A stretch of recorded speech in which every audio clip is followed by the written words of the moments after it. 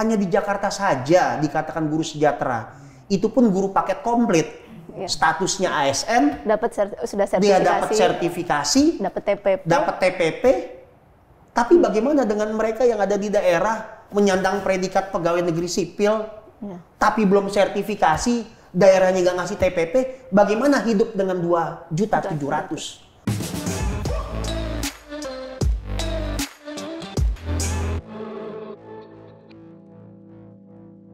Selamat datang di podcast Durasi, Dua Rasa, Dua Sisi. Dan pada episode kali ini menghadirkan tamu, pengamat pendidikan, karena bertepatan atau berkaitan masih dengan Bulan Guru. Tapi sebelum memperkenalkan narasumber kita yang luar biasa ini, saya mau persembahan nih Irfan mau ya? ngetes bintang dulu nih. Masih inget nggak sama lagu Himne Guru? Paling nggak satu bait awal gitu. Oh, tahu nih modusnya disuruh nyanyi nggak? saya jawabnya bilangnya nggak inget aja Pak kalau disuruh nyanyi ini. Ini loh kalau nggak salah. Irfan aja nyanyi, Van. Yang ini. Terpujilah wahai engkau ibu bapak guru, namamu akan selalu hidup dalam sanubariku. Gitu Tang. Berapa nilainya? A plus apa A minus nih? Aku sih hias kayaknya ya Pak ya. A untuk keberanian, minus untuk suara merdunya. Boleh lah, boleh. Atau Bintang mau memperkenalkan dulu narasumber kita? Iya dong, kita perkenalkan dulu karena narsum kita hari ini Bapak Dr. Sumardiansyah Perdana Kusuma. Kita singkatnya pemerhati pendidikan, tapi atribusinya nih banyak kan. Ya. Jadi beliau adalah Wakil Sekretaris Jenderal Pengurus Besar Persatuan Guru Republik Indonesia, juga Ketua Dewan Eksekutif Asosiasi Profesi dan Keahlian Sejenis. Dan Keahlian Sejenis PBPGRI juga. Lalu Bapak juga menjabat sebagai Presiden Asosiasi Guru Sejarah Indonesia. Guru Sejarah dan Direktur Pusat Studi Pendidikan Publik. Pusat Studi Pendidikan Publik, banyak sekali atribusinya. Panjang, jadi ya? sangat tepat nanti kita bisa dapat pandangan yang menyeluruh nih tentang guru dan dunia pendidikan. Nah tadi tuh Pak Irfan ada pertanyaan tentang... Saya manggilnya apa? Mas Rian atau... Mas Rian boleh, Pak Rian boleh. Pak Rian, iya Pak Rian. Masih ingat nggak sama guru yang dulu ngajar ketika Favorit SD, SMP, maksudnya? SMA, mungkin yang masih terkenang di sanubarinya gitu? Ya, yang pasti karena hari ini saya mengambil jalan profesi sebagai guru, sudah tentu saya ingat bagaimana guru saya ketika mengajar dari mulai TK, SD, SMP, bahkan dosen di perguruan tinggi. Seperti itu. Tapi intinya ingatan terhadap sesuatu itu dibangun dari makna dan kenangan. Kenangan itu bukan hanya kenangan positif, tapi guru yang tidak enak mengajar pun yang killer ya Pak istilahnya. Kita ingat guru yang galak yang ketika dia datang dalam radius 10 meter kita sudah takut. Itu ingat. Termasuk guru yang favorit. Dia dekat dengan murid-muridnya, dia mampu menyelenggarakan pembelajaran dengan sangat menarik, itu juga kita ingat. Ada mungkin masih ingat namanya gitu atau mata pelajaran apa yang juga? Ya, hari ini sebetulnya saya mengambil bidang profesi guru, backgroundnya sejarah. Artinya itu juga tidak lepas dari inspirasi guru sejarah saya ketika masih SMA. Iya. Namanya Pak Dedi. Pak Dedi ya, Ya di bahkan SMA. dulu di SMA saya 4 Depok. Bahkan kepala sekolah saya dulu Pak Amas Farmas juga seorang backgroundnya sejarah. Jadi sejarah itu cukup menginspirasi saya. Kalau Irfan apa masih ingat guru yang paling berkesan? Ada sih guru-guru sejarah aja saya suka juga. Kebetulan kan saya IPS ya. Cuman kalau nggak salah guru yang saya ingat itu guru ekonomi. Saya di SMA 33 Cengkareng. Oh Cengkareng. Bintang masih punya guru Iya yang dong. diingat? Iya saya masih ingat guru biologi. Kalau saya favorit guru biologi di SMA 67 kan kita juga. Sebelum itu Tang. Ada apa lagi nih? Ada nggak sih di lagu yang barusan saya nyanyikan itu ada kaitan dengan PGRI mungkin Mas? Atau di luar itu gitu? Hari ini kita melihat seperti ada satu fenomena amnesia sejarah. Sebab perayaan Hari Guru Nasional yang kita peringati setiap tahun di tanggal 25 November itu sebetulnya berangkat dari Kepres 78 tahun 1994. Kepres yang diterbitkan oleh Pak Harto ketika itu dan Menteri Pendidikannya Pak Wardiman Djojonegoro. Di sana dikatakan penetapan hari lahir guru, penetapan Hari Guru Nasional itu berangkat dari hari lahir PGRI sebagai bentuk pengakuan apresiasi pemerintah atas jasa besar guru, peran guru dalam menopang pembangunan nasional. Artinya apa? Antara hari lahir PGRI dengan Hari Guru Nasional 25 November itu berada dalam satu tarikan nafas. Hari lahir PGRI itu senafas dengan Hari Kemerdekaan Republik Indonesia. Jadi usia PGRI yang ke-79 itu sama dengan usia Republik Indonesia juga sama yang ke-79. Karena kami lahir 100 hari setelah Indonesia merdeka. Tahun 45 25 juga ya, Pak? November tahun 1945. Nah, jadi sebetulnya yang kita inginkan adalah agar perayaan Hari Guru Nasional sudah seharusnya dirangkaikan dengan hari ulang tahun PGRI. Saya potong dikit. Kalau misalkan ada kaitan dengan PGRI ini wacana bukan wacana, informasi baru lah buat saya yang memang nggak ada kaitannya sama dunia pendidikan. Tapi kan ada juga organisasi guru lain, kira-kira menimbulkan kecemburuan nggak nanti itu? Ya, ini menarik. PGRI itu merupakan organisasi profesi guru yang terbesar dan tertua di Indonesia. Bahkan secara de facto kami lahir sudah dari tahun 1920-1930-an. Namanya Persatuan Guru Hindia Belanda. Nah, itu satu. Yang kedua, terkait dengan banyaknya organisasi profesi hari ini, memang ada 74 organisasi profesi. Dulu itu PGRI sebagai satu organisasi tunggal memang didukung oleh situasi politik pada masa itu. Kita menopang Partai Golkar. Dan memang gaya kepemimpinannya Pak Harto melalui rezim Orde Baru, dia melakukan satu penyederhanaan. Kekuatan dipusatkan hanya pada satu titik tertentu, kekuatan tunggal. Nah, PGRI masuk dalam konteks politik itu sebagai satu kekuatan tunggal, satu organisasi guru tunggal yang menopang Golkar. Namun pasca reformasi 98, lalu juga Undang-Undang 1945 pasal 28 berserikat berkumpul, kebebasan untuk mendirikan organisasi tidak bisa dibendung sebagai konsekuensi dari masa reformasi dan juga pasal 28 Undang-Undang Dasar 1945. Lalu bagaimana dengan banyaknya organisasi profesi? Mereka bisa merayakan hari lahir masing-masing organisasi profesi sesuai dengan tanggal lahirnya organisasi profesi tersebut. Nah, namun untuk Hari Guru Nasional ya kita berpijak pada Kepres 78. Kalau sekarang anggota PGRI itu berapa totalnya, Pak? 2,5 juta lah kurang lebih. 2,5 juta. Sementara guru kalau nggak salah 3,3 juta ya, lebih guru ya, Pak? itu antara 3 sampai 3,3 juta. Artinya setengah dari populasi guru di Republik Indonesia itu bergabung di dalam PGRI. Dan harapannya suaranya tentu ya, suara guru kan dibawa oleh PGRI. PGRI bersifat unitaristik. Kami juga menjaga harmoni dengan organisasi profesi lain yang 74 tadi. Jadi sebetulnya tidak ada masalah kalau memang setiap Hari Guru Nasional dirayakan berbarengan dengan hari ulang tahun PGRI, termasuk pengenaan batik PGRI. Kecuali Kepres itu dicabut, tapi kan sampai hari ini Kepres itu masih berlaku.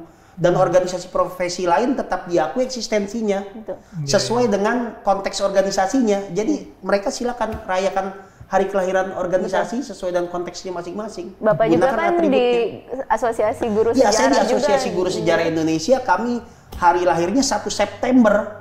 Maka setiap juga ya, maka setiap 1 September saya mengarahkan anggota saya untuk mengenakan batik Asosiasi Guru Sejarah Indonesia.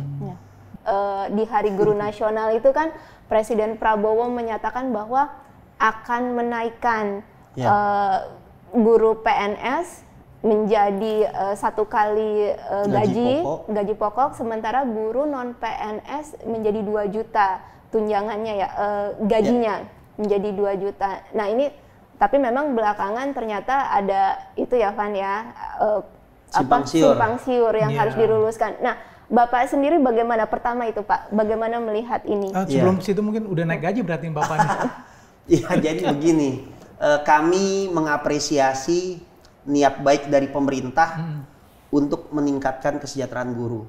Karena memang secara alokasi anggaran terjadi kenaikan sebesar 16,7 triliun menjadi 81, sehingga anggaran kesejahteraan guru hari ini menjadi 81,6 triliun. Nah, pada titik itu kami mengapresiasi ada keberpihakan secara anggaran untuk bisa mengangkat ataupun meningkatkan kesejahteraan guru.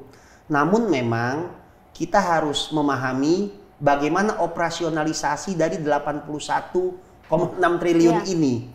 Nah, dan terakhir Pak Hasbi ya kemarin juru bicara ya, kepresidenan meluruskan kemarin menyatakan clear, dan itu juga yang kita pahami bahwasanya kenaikannya itu ada 2 kriteria.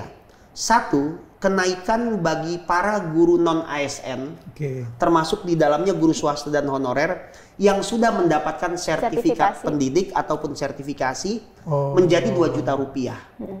Sebelum kebijakan ini dikeluarkan oleh pemerintah, diumumkan oleh Pak Prabowo dan oleh Pak Menteri Pendidikan Dasar Menengah, guru-guru non ASN itu sudah mendapatkan tunjangan sertifikasi guru sebesar 1.500.000. Maka dengan diumumkannya 2 juta untuk non ASN mendapatkan peningkatan kesejahteraan melalui sertifikasi, kenaikannya senilai 500.000. Sampai situ clear. Jadi bukan 1.500.000 yang sebelumnya sudah diperoleh ditambah 2 juta sehingga menjadi 3.500.000. Tidak seperti itu, dan memang tidak memungkinkan karena beban APBN-nya akan berat.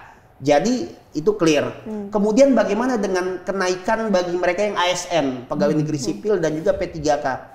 Dikatakan di situ mendapatkan tambahan sebesar 1 kali gaji pokok bagi mereka yang sudah sertifikasi. Artinya tidak ada kenaikan sama sekali.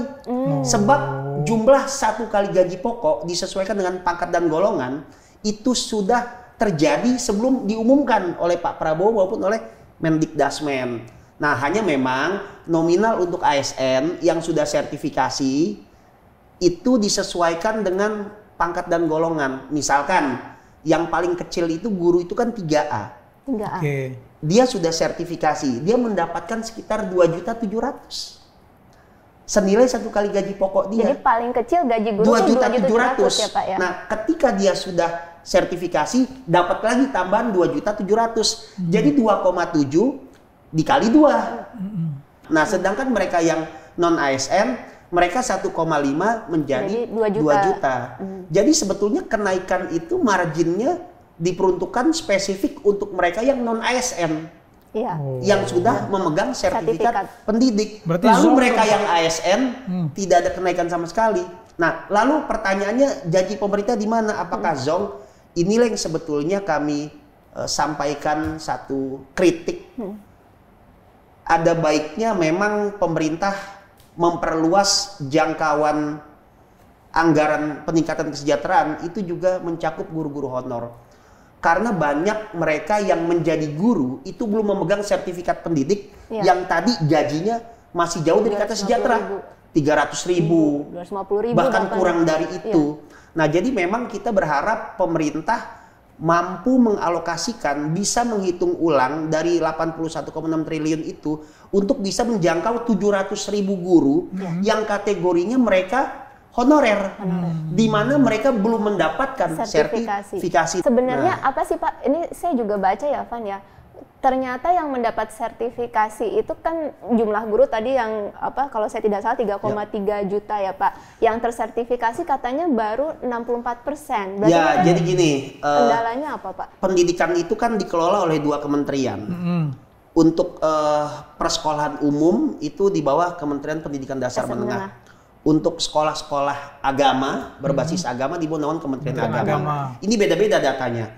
Kalau di bawah Kementerian Pendidikan Dasar Menengah, jumlah guru yang sudah tersertifikasi itu sekitar 1,2 sampai 1,6 yang sudah tersertifikasi. Nah, yang belum tersertifikasi itu 1,2 sampai 1,6 juga. Jadi setengahnya itu belum tersertifikasi. Ya. Nah, ini menarik. Ada data mengatakan 1,6, tapi belakangan ternyata datanya 1,2. Nah, 400.000 guru itu belum memenuhi syarat untuk sertifikasi. Mengapa? Karena mereka belum S1. Dan itu kebanyakan guru-guru PAUD dan guru-guru SD. Maka data jernihnya itu sebetulnya yang belum sertifikasi sampai hari ini di bawah naungan Kementerian Pendidikan Dasar Menengah ada 1,2 juta guru.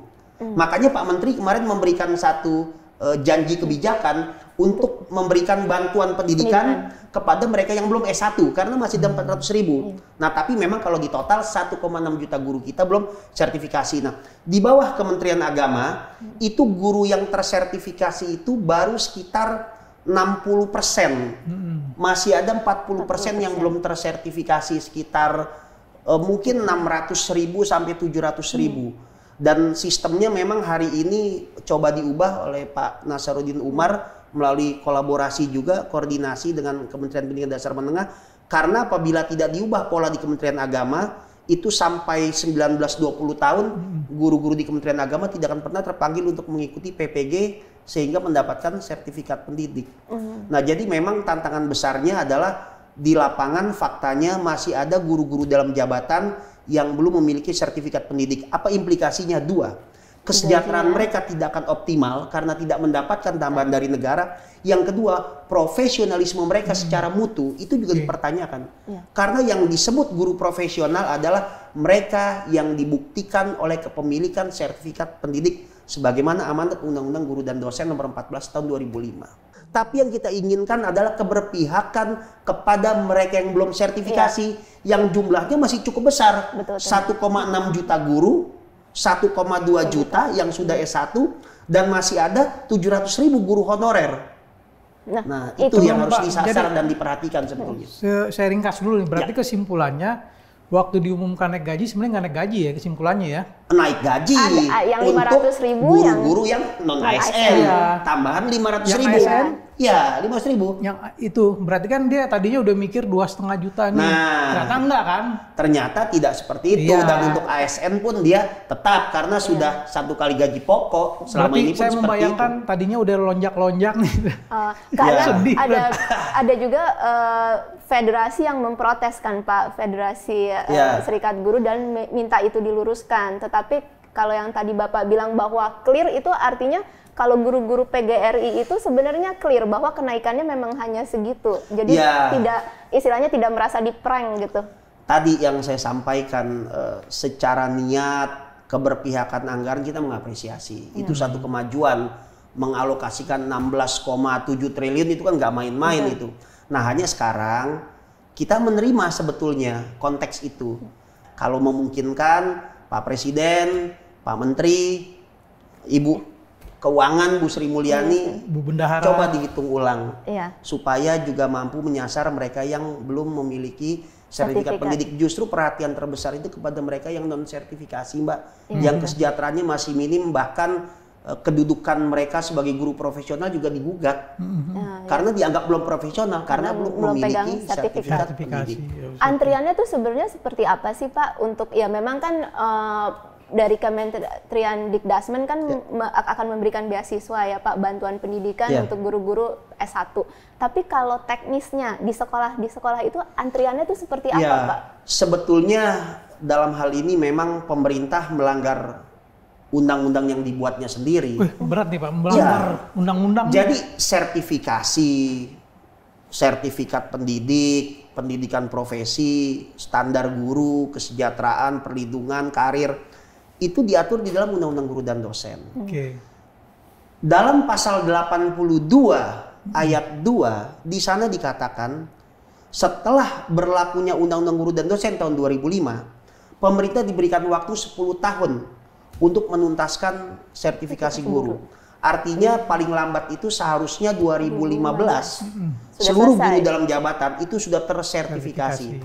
Namun faktanya sampai hari ini pemerintah juga tidak mampu menunaikan janji sesuai dengan pasal 82 ayat 2 Undang-Undang Guru dan Dosen. Sudah hampir 1 dekade. Masih ada 1,2 sampai 1,6 juta guru dan masih ada sekitar 400 sampai 600 ribu guru di Kementerian Agama yang belum tersertifikasi.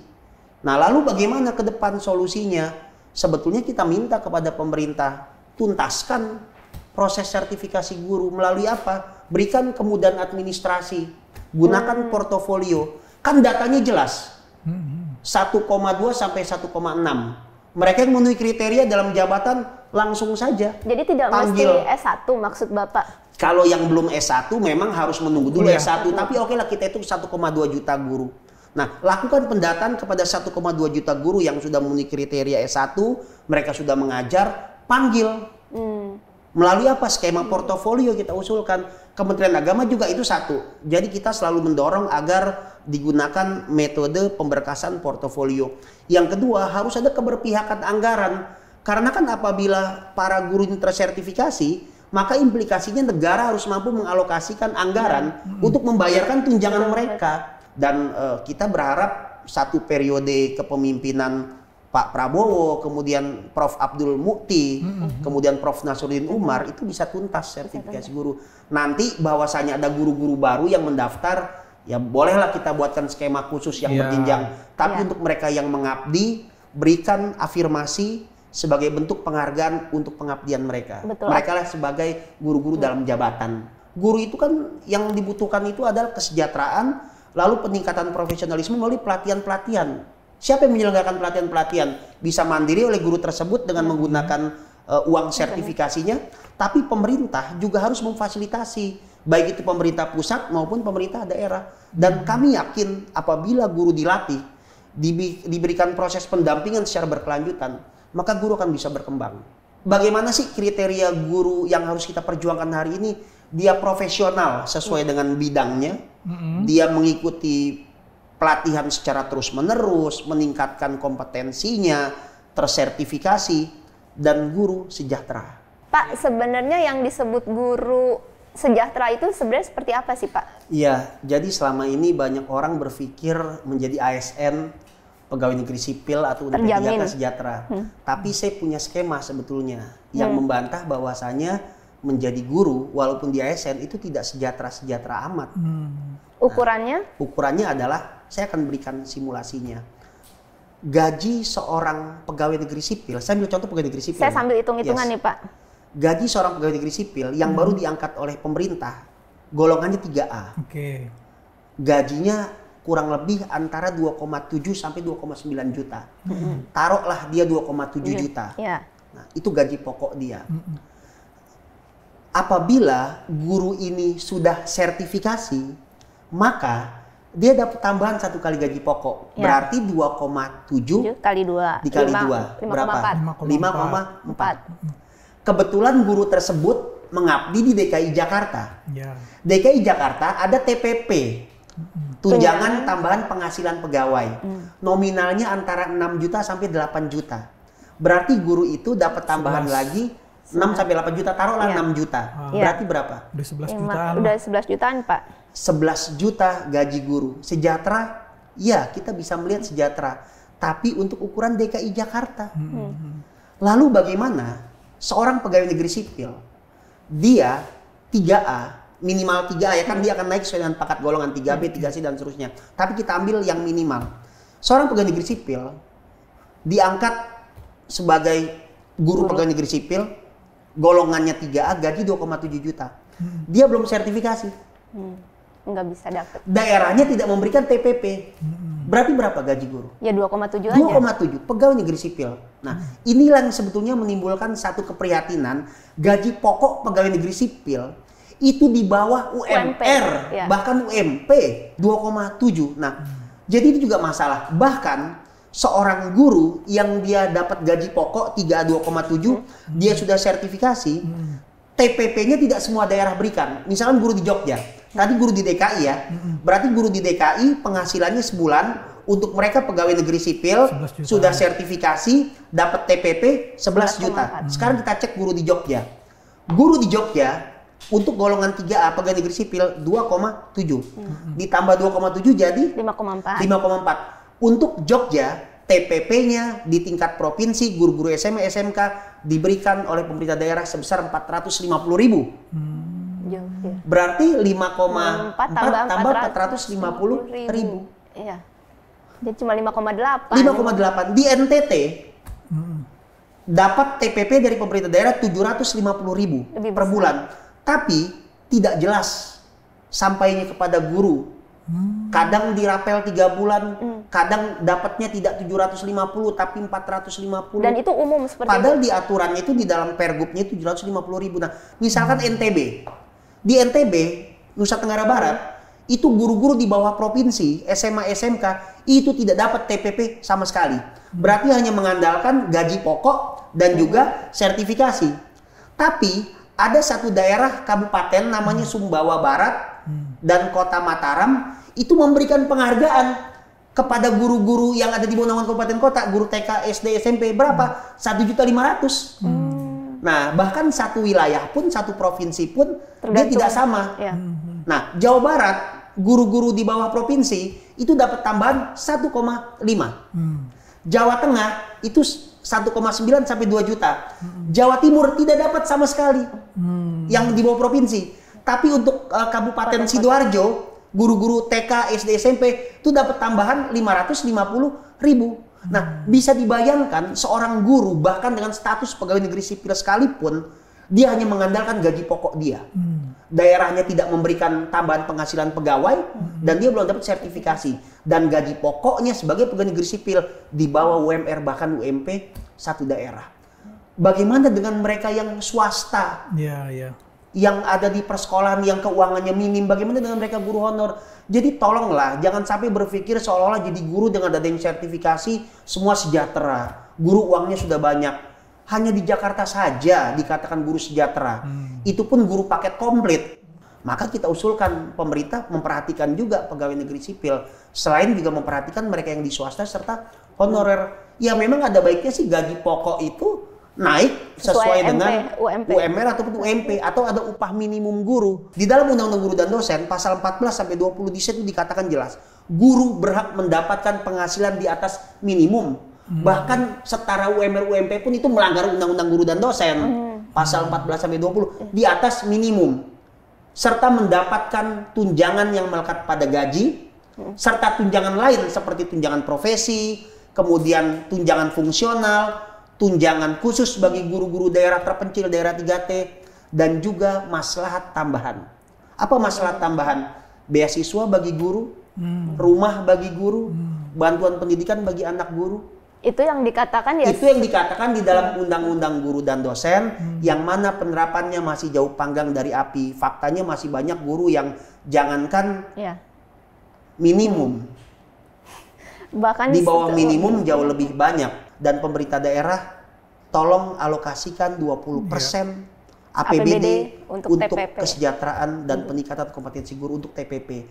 Sehingga nanti jangan sampai hari ini ironi, guru itu kan milik pemerintah daerah. Kalau memang pemerintah daerah nggak ngasih TPP, berarti kan semua penghasilan kita yang ngasih pemerintah pusat. Terus pemerintah daerah nggak memberikan apapun untuk guru. Kalau kaitannya dengan situasi hari ini, tambah lagi satu, guru harus terlindungi karena maraknya kriminalisasi terhadap guru. Iya, yang menarik tuh kita bahas juga tuh kriminalisasi. Jadi profesional, sejahtera, terlindungi. Jadi tidak bisa dipilah-pilih, dibolak-balik, dibenturkan, tidak. Tiga-tiganya itu dalam satu tarikan nafas. Bagaimana dia mau mengajar dengan baik kalau masih mikirin urusan perut? Iya dong. Bagaimana mau ngajar dengan baik kalau galak dikit, Van, dilaporin sama orang tua? Nah, itu Van yang tadi kaitan dengan kriminalisasi guru yang Bapak juga sudah bilang. Ini kan Pak, kemarin kita ada kasus Guru Supriyani ya Van ya, yang alhamdulillah akhirnya sudah divonis bebas. Ya. Tetapi sebelum itu rentetannya juga banyak. Nah, fenomena kriminalisasi guru ini apa mempengaruhi rekan-rekan sejawat guru dalam mengajar sih Pak? Jadi jadi takut ngajar gitu. Udahlah biarin muridnya mau ngapain juga ya. Saya lebih melihat kepada konteks regulatif. Konteks regulatif itu adalah selama ini kasusnya itu kan cenderung pelaporan orang tua terhadap guru. Dikarenakan tindakan guru dalam membina anak, itu circle-nya di situ. Kemudian masuklah kepada kepolisian, implikasinya pidana dan proses hukum. Nah, ini yang kami sebut sebagai kriminalisasi guru. Nah, sebetulnya Undang-Undang Guru dan Dosen itu sudah mengatur mengenai bagaimana perlindungan guru itu harus ditegakkan. Salah satunya skema organisasi profesi yang di dalamnya organisasi profesi itu punya perangkat hukum yang disebut sebagai Dewan Kehormatan Guru. Nah, Dewan Kehormatan Guru ini juga fungsinya selain melindungi guru, mendampingi guru, itu juga menjaga terjaminnya tegaknya kode etik profesi guru.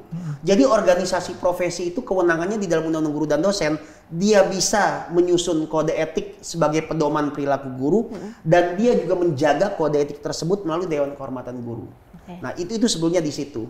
Kemudian pemerintah menerbitkan peraturan turunan misalkan PP 19 tentang guru junto PP 74. Lalu ada lagi Permendikbud nomor 10 tahun 2015 tentang perlindungan hukum terhadap guru dan tenaga kependidikan. Lalu ada lagi tim penjaga keamanan sekolah, Permendikbud Ristek. Nah, lalu ada lagi peraturan Dirjen GTK tentang bagaimana teknis pemberian bantuan perlindungan hukum terhadap guru. Jadi sebenarnya kalau secara peraturan sudah cukup lengkap dong, Pak? Secara peraturan sudah cukup lengkap dari mulai Undang-Undang Guru dan Dosen, kemudian turun ke dalam PP, lalu ke dalam peraturan menteri, ke dalam peraturan dirjen. Hanya memang ada persoalan. Undang-Undang Perlindungan Anak, Undang-Undang Nomor 35 tahun 2014, itu ada klausul di dalamnya pasal 77 dan pasal 80 apabila ada dugaan seorang anak mengalami tindak kekerasan baik secara moral, secara fisik, psikis, itu bisa berimplikasi terhadap hukuman penjara 5 tahun dan denda maksimal 100 juta rupiah. Jadi yang dipakai Undang-Undang Perlindungan Anak dan juga diatur di dalam KUHP. Dalilnya perbuatan tidak menyenangkan. Disinilah terjadi satu konteks benturan regulasi. Undang-Undang Guru dan Dosen itu tidak komprehensif mengatur tentang perlindungan hukum terhadap guru. Nah, peraturan komprehensif itu diturunkan di dalam peraturan-peraturan operasional, peraturan turunannya. Yang mana peraturan turunan ini dari mulai PP, Permen, kemudian Perdirjen, itu tidak berdaya, kedudukan hukumnya tidak lebih tinggi daripada Undang-Undang Perlindungan Anak. Nah, maka daripada itu kami di PGRI mengusulkan agar dibuat Undang-Undang Perlindungan Profesi Guru yang mengatur secara komprehensif dan rigid tentang bagaimana perlindungan hukum terhadap guru. Atau mekanismenya ya Pak, mungkin seperti jurnalis kita kalau misalkan terlibat suatu kasus mengenai pemberitaan tidak langsung ke pidana tetapi diselesaikan melalui Dewan Pers. Ya, itulah gitu. Sebetulnya apabila organisasi profesi guru menjalankan fungsinya, dan kami sebetulnya di PGRI sudah menjalankan fungsi itu melalui MOU antara Polri dengan PGRI. Kurang lebih isinya apabila ada satu tindakan yang melibatkan guru, maka harus ada koordinasi antara PGRI sebagai organisasi profesi yang memiliki Dewan Kehormatan Guru dengan kepolisian. Apakah yang bersangkutan itu dalilnya pidana? Kalau dia dalilnya pidana, maka diserahkan kepada kepolisian. Apabila deliknya adalah etik, maka diserahkan kepada Dewan Kehormatan sesuai dengan kode etiknya.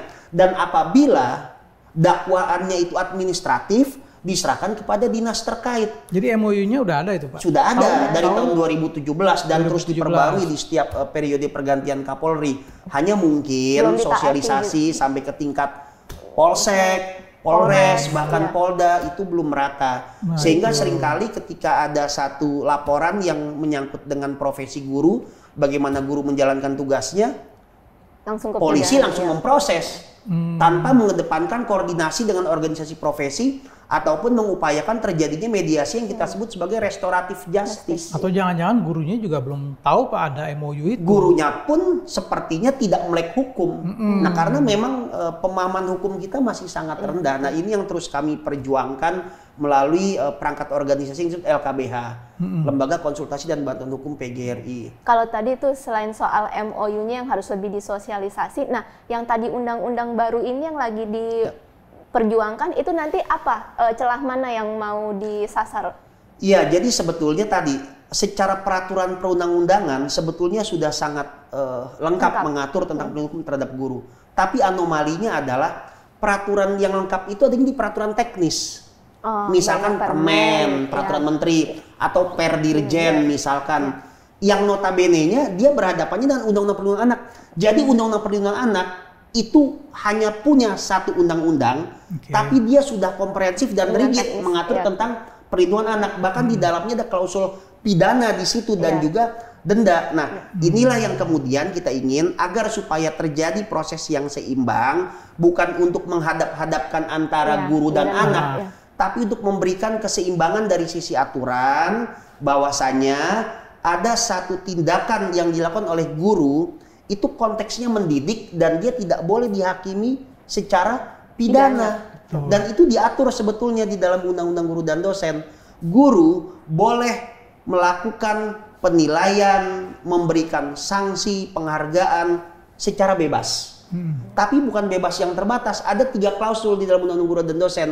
Kebebasan guru dibatasi oleh 3 hal dalam memberikan hukuman, sanksi, penghargaan. 1, memperhatikan kaidah keilmuan, teori-teori pendidikan misalkan. Kedua, memperhatikan kode etik profesi, kode etik guru yang tadi dikeluarkan oleh organisasi profesi guru. Dan ketiga, tidak melanggar peraturan perundang-undangan. Nah, jadi memang pada titik tertentu selain adanya persoalan regulasi, kami juga selalu menghimbau agar guru-guru tidak menggunakan cara-cara lama dalam proses mendidik. Misalkan menggunakan hukuman fisik, berarti ini udah nggak boleh begini Pak ya? Yes, Nyubit karena juga zamannya nggak boleh sudah ya? berubah. Jadi fisik sama sekali nggak boleh, Pak? Sebab ada implikasi tadi dengan undang-undang perlindungan anak tadi, bahkan bisa juga masuk ke dalam KUHP, perbuatan tidak menyenangkan. Nah, jadi yang amannya itu kan sebetulnya kuncinya guru mampu mengubah paradigmanya dan metodenya dalam mengajar dan mendidik anak. Kalau dulu kan kalau pas lagi belajar muridnya ngobrol sendiri dilempar kapur tuh dia nggak boleh ya? Kan setiap masa ada zamannya, Iya, berarti tapi udah hari nggak boleh ini ya?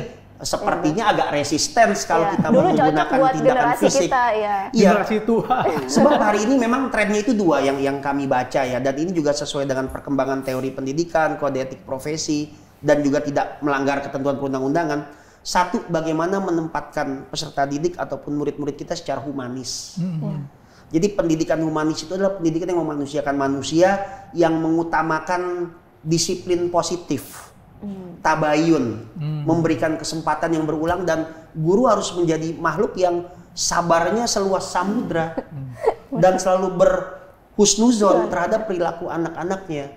Nah, bagaimana mengubah paradigma agar guru-guru kita hari ini menjadi guru yang humanis, lalu mengedepankan pola pembinaan disiplin positif, memberikan kepercayaan penuh kepada anak, tidak menggunakan kekerasan fisik, tidak main tangan termasuk secara verbal karena bisa berimplikasi dianggap guru bullying terhadap anaknya. Tapi Nah, itu harus dilatih sebetulnya. Tapi kalau saya bayangkan Pak, bukan cuma latihan kesabaran ya. Kalau saya jadi guru, muridnya kalau sekarang kan sekelas rata-rata 30 ya, 30 atau kalau dulu kan kita 42. Nah itu, kalau muridnya segitu, gurunya satu, apalagi sekarang udah nggak boleh ngomong kenceng, udah nggak boleh ini. Waduh, itu kayaknya sih bukan cuma kesabaran tuh Pak. Harus ditambah juga jumlah gurunya. Tapi yang jelas kuncinya tuh ada di wibawa guru. Karisma guru di hadapan anak-anaknya. Pada kasus tertentu, bisa saja seorang guru melakukan tindakan fisik, tanda kutip, kepada anaknya, tapi anak tidak marah. Mengapa? Karena ada sentuhan emosional, ada energi yang muncul bahwasanya setiap sentuhan fisik yang dilakukan itu lebih karena sayang, mendidik. Rasa sayang, lebih karena faktor mendidik. Walaupun pada titik tertentu juga kita harus bisa membedakan antara galak dan tegas. Galak itu disertai ancaman. Tapi tegas itu ada karisma yang dimunculkan. Misalkan begini. Kalau galak itu kan harus ada mata melotot, tangan main, gerakan tertentu, anak menjadi jerah, tapi implikasinya bisa jadi dia berubah karena dia takut dengan satu ancaman, dengan satu perbuatan yang disebut galak tadi. Tapi kalau dia tegas, itu dia punya wibawa. Misalkan ada anak berkumpul merokok, dia lihat gurunya dari jarak 100 meter, itu rokok dibuang, kabur mereka bubar. Seorang guru dengan satu tatapan bisa membuat anaknya menunduk lalu minta maaf karena dia menyadari dia baru saja berbuat kesalahan. Jadi konteks tegas, galak ini harus bisa dipisahkan. Tapi dua hal yang nggak pernah disentuh terkait kompetensi guru. Satu, kepribadian. Yang kedua, sosial. Jadi memang kalau memungkinkan pemerintah harus merancang satu model pelatihan, bukan hanya mengarah kepada pedagogik, kemampuan mengajar, atau profesional bagaimana dia menguasai bidang ilmunya, tapi juga melatih kepribadian guru. Jadi yang kita sentuh itu kepribadian guru, mindset guru yang kita ubah. Kaitannya dengan pelindungan guru sebetulnya tahun 2012 Mahkamah Agung itu mengeluarkan jurisprudensi bahwasanya guru tidak bisa dipidana pada saat menjalankan tugasnya mendidik. Waktu itu kan kasus Aup Saupudin ya, seorang guru di Majalengka, guru SD, dia mencukur rambut. Iya, dilaporkan. Muridnya. Nah, dilaporkan oleh orang tua. Belakangan gurunya dicukur rambutnya oleh orang tua. Nah, tapi akhirnya pada tingkat kasasi, di tingkat pengadilan dia dinyatakan bersalah. Tapi pada tingkat kasasi di Mahkamah Agung dia dibebaskan, maka terbitlah jurisprudensi Mahkamah Agung yang menyatakan guru tidak bisa dipidana pada saat menjalankan profesinya mendidik murid-muridnya. Nah, itu juga konon yang mungkin melandasi bebasnya Supriyani.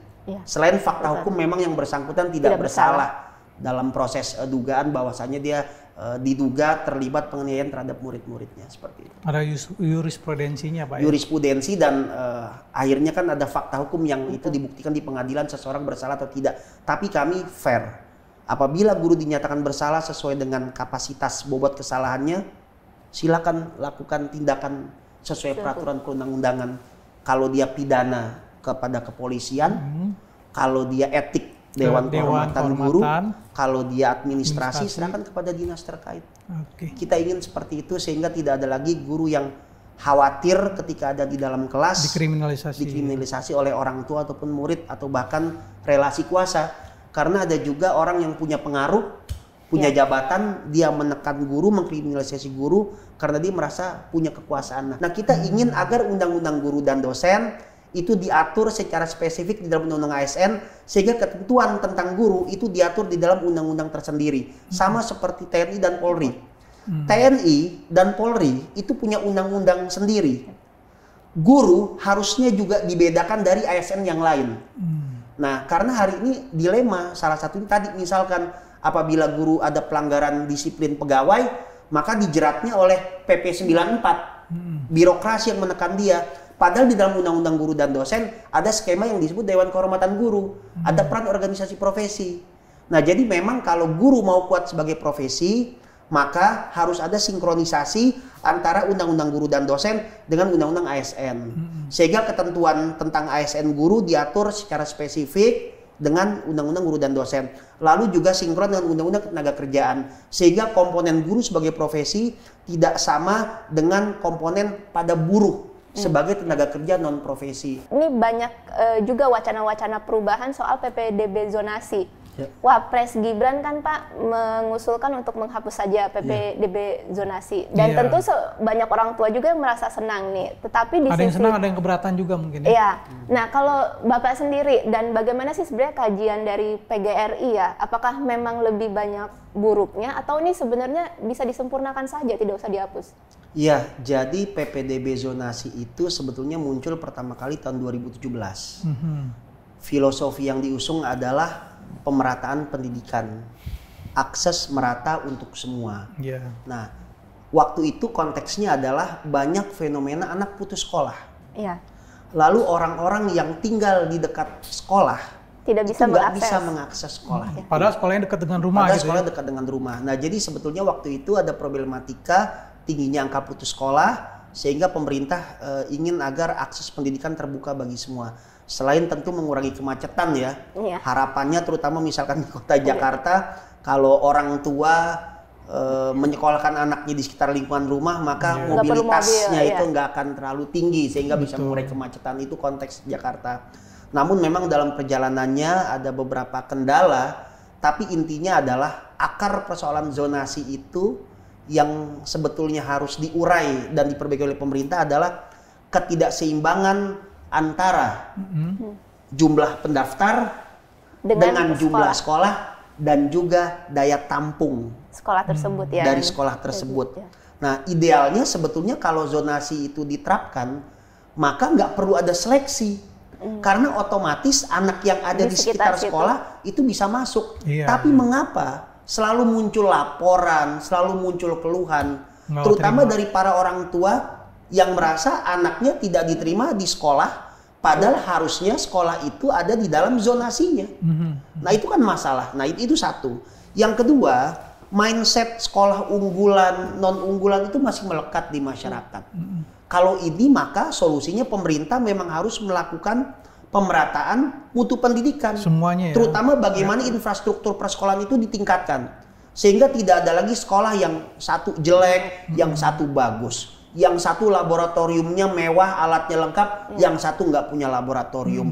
Guru-gurunya antara satu sekolah dengan sekolah lain kualitasnya sama, kemampuan mengajarnya profesional. Nah, jadi kuncinya adalah pemerintah pun harus terus menuntaskan agar standar nasional pendidikan itu bisa dipenuhi. Minimal standar pendidik dan tenaga kependidikan serta standar infrastruktur. Bagaimana seorang tua yakin anaknya mendapatkan sekolah yang baik, diajar oleh guru-guru yang profesional. Itu saja sebetulnya. Jadi jangan langsung dihapus ya, tetapi justru PR-nya sebenarnya itu supaya jangan pergantian pemerintahan berganti juga. Pemerintah harus melakukan kajian, melakukan need assessment, evaluasi kebijakan, sehingga nanti betul-betul diperoleh satu kesimpulan yang memang benar-benar objektif, komprehensif. Apakah zonasi mau tetap kita lanjutkan dengan perbaikan, atau zonasi betul-betul kita hilangkan sama sekali, lalu kita gunakan satu sistem baru, atau jangan-jangan nggak ada sistem baru, tapi kembali kepada sistem yang lama, sistem NEM misalkan, atau sistem seleksi. Nah kalau seperti itu kan berarti kita sesungguhnya setback ke belakang. Tapi memang ujian kan mau diadakan lagi kalau tidak salah Pak. Ya soal akhir. ujian nasional memang tantangan terbesarnya adalah kita melihat tidak adanya ujian yang diselenggarakan oleh negara itu berimplikasi kepada pemetaan mutu oleh negara untuk melihat sejauh mana standar nasional pendidikan kita tercapai, tujuan nasional pendidikan tercapai. Nah itu satu. Selama ini memang ada pemetaan yang disebut asesmen nasional, tapi asesmen nasional ini punya kelemahan. Setidaknya 2 kelemahan asesmen nasional.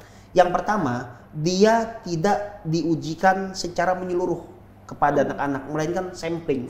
Ya. Nah, yang kedua terkait dengan instrumen yang digunakan, bentuk pertanyaan itu belum ada penelitian yang bisa membuktikan bahwasanya instrumen itu memang valid dan reliable untuk bisa memetakan mutu pendidikan di satu sekolah. Jadi problematikanya dia tidak menyeluruh sampel. Yang kedua, instrumen yang ditanyakan itu juga sepertinya ada dugaan tidak valid dan reliable. Misalkan pertanyaan-pertanyaan sifatnya ambigu. Atau misalkan pertanyaan-pertanyaan yang sebetulnya antara pertanyaan dengan jawaban tidak memiliki korelasi sehingga berpengaruh kepada pembobotan. Nah jadi sepertinya memang arahnya kita ingin ada satu ujian oleh negara tapi juga diawasi oleh lembaga independen. Bahkan akan lebih baik kalau penyelenggaranya bukan negara tapi oleh satu lembaga independen, jangan sampai jeruk makan jeruk. Nah itu satu. Yang kedua, kita juga berharap agar guru itu meningkatkan kualitas pembelajaran dan assessment. Karena sebetulnya yang disebut authentic assessment, penilaian yang paling otentik adalah penilaian oleh guru. Nah jangan sampai adanya ujian oleh negara, nanti seandainya pemerintah berkenan melakukan itu menserabut otonomi guru dalam memberikan penilaian di kelas. Jadi melengkapi. Jadi harusnya, otonomi itu harus tetap di tangan guru, di tangan sekolah. Nah pemerintah melakukan ujian negara hanya untuk mengukur bagaimana kualitas standar nasional sudah tercapai untuk pemetaan. Nah pemetaan itulah yang kemudian dilakukan proses oleh pemerintah. Misalkan ada satu raport mutu pendidikan yang menggambarkan satu daerah kualitasnya masih rendah dibandingkan daerah lain. Nah apakah itu infrastrukturnya, tenaga pendidiknya, atau memang dari murid-muridnya. Nah jadi tantangan terbesar memang apabila ujian negara ingin kembali dilakukan oleh pemerintah, satu, tidak model persis seperti UN. Kalau itu terjadi lagi-lagi kita setback ke belakang, kita mundur ke belakang. Lakukan kajian, redefinisi, nama diganti, reformulasi, metode, teknik, pendekatan juga harus kita rubah. Dan juga pemerintah bertanggung jawab untuk lagi-lagi 8 standar nasional pendidikan itu harus merata mutunya. Jadi kalau standar nasional pendidikan tidak dimeratakan mutunya oleh negara, oleh pemerintah, maka sama aja. Buat apa sudah ada? Buat apa dia bikin instrumen untuk mengukur standar? Wong standar yang melekat pada sekolah itu juga berbeda antara satu tempat dengan tempat lain. Nah, jadi gurunya harus sama, semua kompetensinya, infrastrukturnya harus sama. Kalau ini terjadi, boleh pemerintah menggunakan satu model assessment untuk mengukur standar. Orang pemenuhan standarnya saja belum tercapai kok secara merata. Bagaimana mungkin diujikan satu tes terstandar untuk mencapai status standar tertentu? Itu tadi untuk ujian ya. Bahkan ini kurikulum kan mau dimasukkan lagi Pak, kurikulum coding. Ya karena memang tuntutan zaman. Kurikulum coding AI. Tapi kita masalah mengukur standar aja kita belum selesai. Lah ini sudah mau dimasukkan istilahnya kualitas baru gitu ya, penambahan bobot murid. Itu bagaimana menurut Bapak? Ya, jadi 79 tahun Indonesia merdeka, kita punya 39 menteri pendidikan. Dari mulai Ki Hajar Dewantara sampai hari ini Profesor Abdul Muti. dan kita 11 kali gonta-ganti kurikulum. 11 kali. Dari mulai tahun 47 kurikulum rencana pelajaran sampai terakhir hari ini kurikulum merdeka. 79 tahun Indonesia merdeka, 39 menteri pendidikan, 11 kali gonta-ganti kurikulum. Nah, sebetulnya memang untuk referensi kita tidak kurang karena sudah banyak hal yang kita lakukan. Jangan sampai pengambilan kebijakan pendidikan itu lebih bernuansa politik.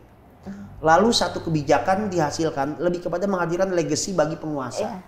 Atau lebih kepada menyerap anggaran negara dengan satu kebijakan yang sebetulnya substansi sama tapi programnya berbeda. Ganti nama mau aja. Ganti bahasa program demi menyerap anggaran tapi substansi sama. Nah, termasuk soal tadi kurikulum merdeka, kami setuju adanya kajian ulang, terutama spirit jangan sampai kurikulum ini justru menjadi beban guru dari sisi administrasi. Satu.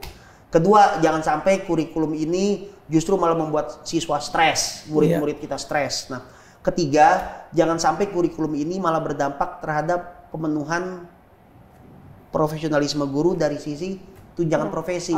Misalkan karena ada perubahan kurikulum, lalu nanti berimplikasi ada guru yang justru jam mengajarnya kurang sehingga tidak memenuhi syarat untuk mendapatkan tunjangan profesi minimal 24 jam tatap muka misalkan. Nah, yang jelas adanya artificial intelligence kemudian coding itu kami menyambut baik karena sesuai dengan kebutuhan. Hanya jangan sampai itu diterapkan secara merata, secara nasional. Tapi mempertimbangkan karakteristik daerah, situasi sekolah, dan juga ketersediaan sumber daya manusia. Ibaratnya seperti muatan lokal saja gitu ya Pak? Ya, kalau Pak Menteri kan mengatakan nanti dia masuknya mata pelajaran pilihan sehingga sifatnya itu adalah opsional. Dan yang jelas kita minta siapkan sumber dayanya, bangun infrastrukturnya.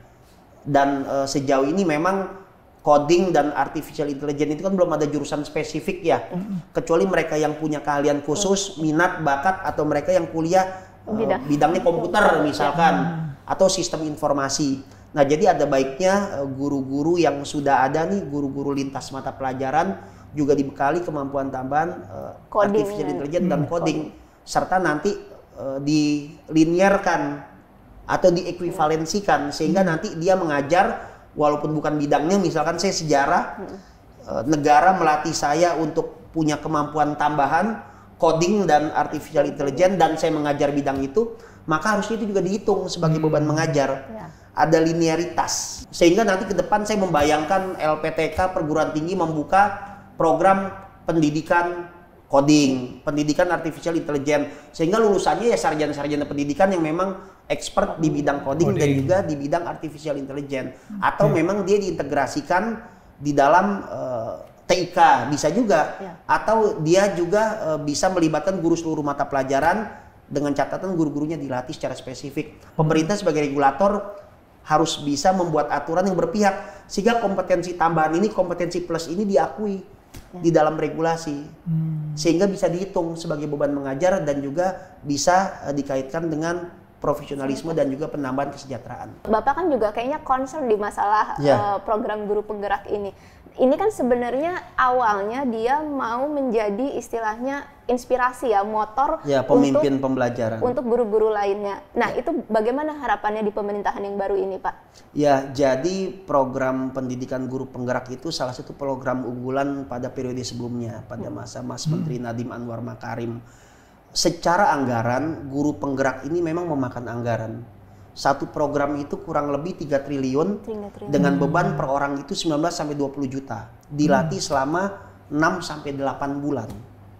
Dan sudah 150.000 guru ya Pak dan ya? Sudah 150 lebih guru yang bergabung di dalamnya. Nah, tapi intinya begini, pemerintah lagi-lagi harus banyak mendengar aspirasi dari guru, organisasi profesi, dari pemerhati pendidikan, dan juga bagaimana Pak Menteri harus melakukan kajian untuk benar-benar bisa memutuskan apakah program pendidikan guru penggerak berlanjut atau ditiadakan dengan catatan atau dihentikan sama sekali. Nah, kita ingin program pendidikan guru penggerak itu betul-betul dilihat secara komprehensif. Ada 2 kajian yang bicara tentang guru penggerak dan ini bisa dirujuk untuk evaluasi kebijakan sebetulnya.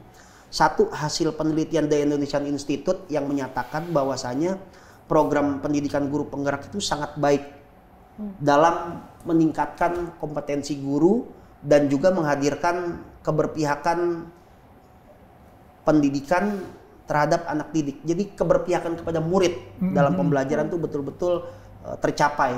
Hanya memang catatan dari Indonesian Institute ketika itu adalah guru penggerak ini cenderung bias perkotaan ataupun dia agak sulit untuk diakses bagi mereka yang ada di daerah-daerah tertinggal, misalkan daerah 3T, daerah pedalaman yang nggak punya koneksi internet. Nah, dan juga ini belum mengakomodasi mereka yang kategorinya guru-guru yang belum S1, karena syarat guru penggerak kan di sini dikatakan harus S1. Faktanya masih ada guru-guru SD yang 400.000 guru itu yang belum mencapai S1, guru-guru itu guru-guru PAUD. Nah, kemudian sebetulnya ini sudah diperbaiki oleh pemerintah, adanya program pendidikan guru penggerak daerah khusus. Jadi untuk daerah khusus mereka tidak menggunakan moda daring, tapi dipanggil ke satu tempat lalu dilatih. Nah, yang terakhir itu waktu 2023 World Bank memang melakukan kajian penelitian. Di situ juga program pendidikan guru penggerak diapresiasi sebagai satu program yang maju, yang progresif, yang betul-betul bisa menghadirkan keberpihakan kepada murid, kemudian penerapan disiplin positif, dan juga menghadirkan satu kepercayaan diri bahwasanya guru bisa tampil sebagai pemimpin pembelajaran atau yang hari ini dikenal sebagai kepala sekolah. Nah, tapi memang ada catatan juga di situ bahwasanya guru penggerak tidak terbukti berdampak terhadap peningkatan kompetensi sosial emosional guru. Malah nggak ke gurunya belum sendiri? Tidak berdampak kepada gurunya secara sosial emosional, dan tidak ada bukti yang menyatakan program pendidikan guru penggerak itu membuat guru bisa lebih ahli dalam menyelenggarakan pembelajaran berdiferensiasi. Nah, tapi intinya adalah kita ingin agar pemerintah memberikan afirmasi bahwasanya mereka yang sudah lulus pendidikan guru penggerak itu sertifikatnya tetap diakui. Kalau ini gambaran gampangnya Pak, idealnya orang yang lulus guru penggerak itu idealnya tuh menjadi apa di sekolah itu yang paling karakteristik perbedaannya? Itu saya memberikan satu kritik bahwasanya model pendidikan guru penggerak itu membingungkan. Malah membingungkan. Membingungkan itu dalam arti dia tidak jelas apakah untuk peningkatan kompetensi guru, karena apabila dia dilihat sebagai peningkatan kompetensi guru, maka dia tidak boleh diseleksi. Dia harus terbuka. Buat siapa saja, ya untuk betul. siapapun, karena hak guru untuk mendapatkan pelatihan pendidikan kompetensi. Namun apabila pendidikan guru penggerak dilihat sebagai satu jalan menuju kepada kepemimpinan, maka memang dia harus diseleksi dengan bobot besarnya adalah manajerial. Nah, adanya penggabungan program pendidikan guru penggerak yang mencampur adukan antara peningkatan kompetensi dengan kepemimpinan tadi dengan manajerial, itu justru malah bias, malah overlap. Sehingga akibatnya ya hari ini dibilang dia sebagai calon kepala sekolah juga bobot manajerialnya tidak banyak, tapi dibilang peningkatan kompetensi guru dia diseleksi. Kalau memang dia itu peningkatan kompetensi guru, maka semua boleh mengikuti tanpa terkecuali, tanpa diseleksi. Tapi kalau dia mau tetap dipertahankan sebagai satu spesifik untuk menuju kepada jenjang kepala sekolah, pengawas, maka dia harus murni untuk manajerial, dia harus diseleksi.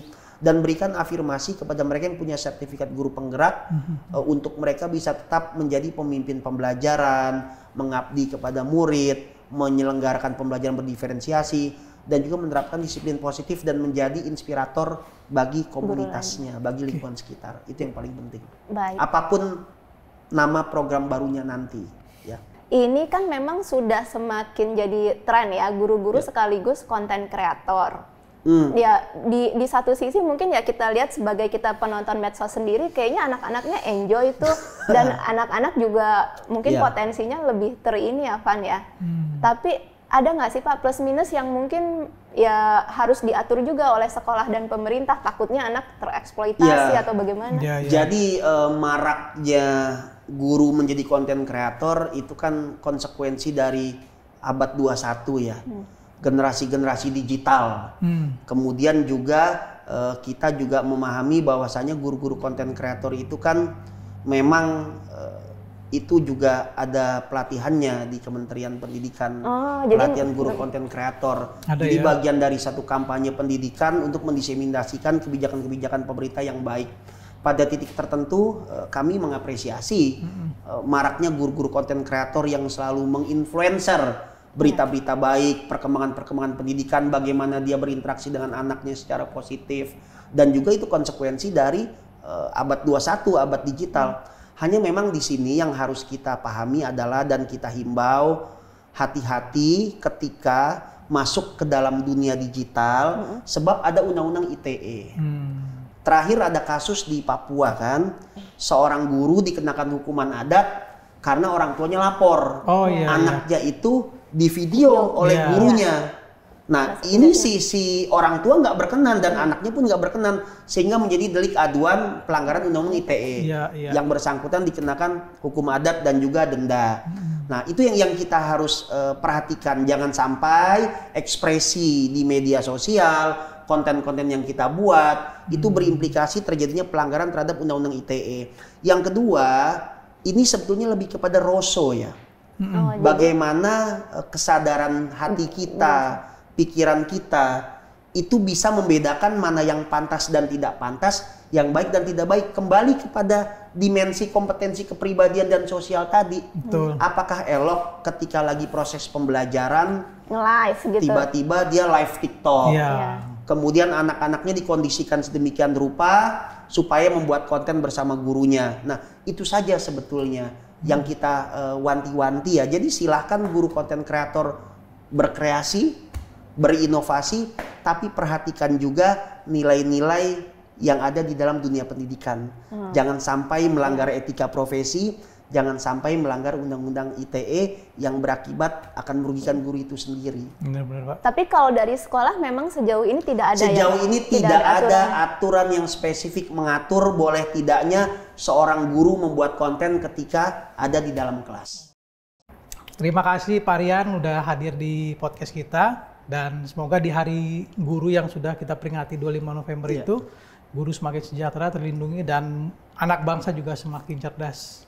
Oke, Pak, terima kasih, dan Sobat Media Indonesia, terima kasih sudah menyaksikan episode kali ini. Kita ketemu dalam episode selanjutnya.